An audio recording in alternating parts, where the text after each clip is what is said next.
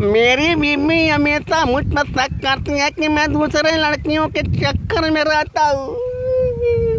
उसके शक को दूर करने के लिए मैंने बाल बढ़ा लिए, एक गिरवा वस्त्र धारण कर लिया, गले में रुद्राक्ष और कंठी माला पहन लिया, पूजा पाठ दिन रात करने लगा ताकि मेरी बीवी को मुझ पर शक ना हो। अरे अफसोस तो तब हुआ जब मेरी बेबी फोन पर अपने सहेली को बता रही थी, आज सुनती हो मेरा पति तो इतना कमीना है कि अब धरती की लड़कियों को नहीं अब स्वर्ग की अप्सराओं को पटाने में लगा है।